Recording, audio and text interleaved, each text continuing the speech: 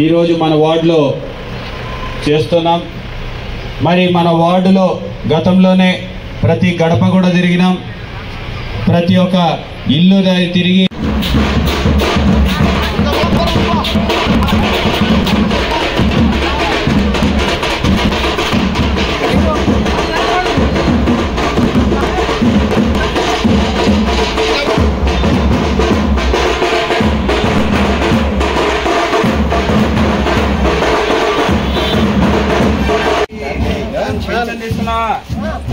వచ్చిందా?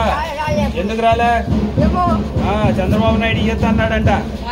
వాలంటీర్లు రాలా, ఈ నెల నుంచి వాలంటీర్ రాడు. అందుకని నువ్వు మళ్ళీ జగన్ అన్నని గెలిపించుకుంటే వాలంటీర్ ఇంటికాడికి తెచ్చిస్తాడు. ఓకేనా? ఎవరికి వేస్తావు? ఫ్యాను.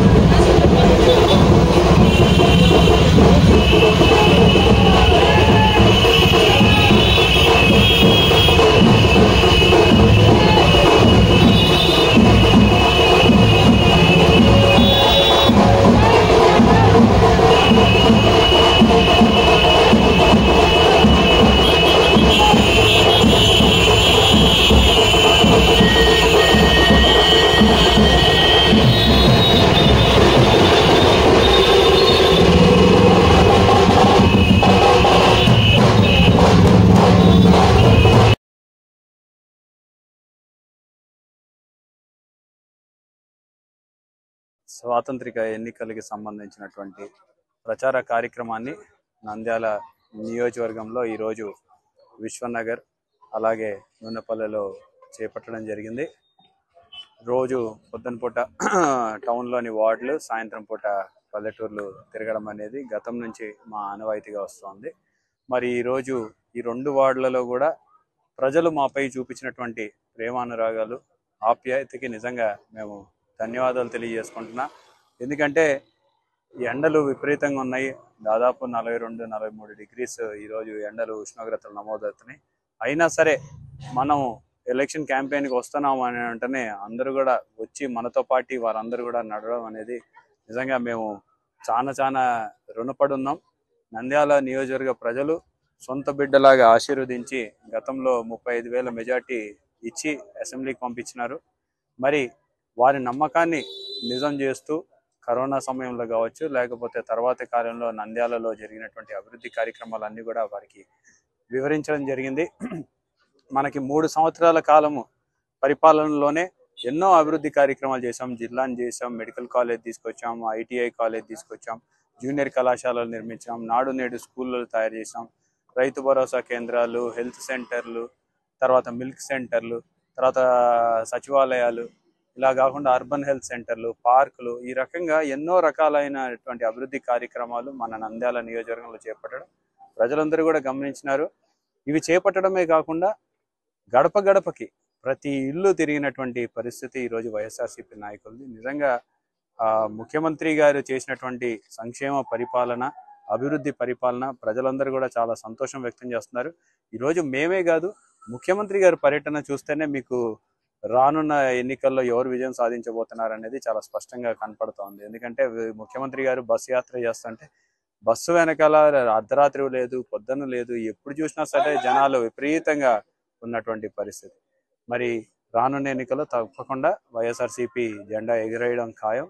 మంచి మెజార్టీ తోటి నంద్యాల నియోజకవర్గాన్ని కైవసం చేసుకుంటామని చెప్పి తెలియజేసుకుంటాం.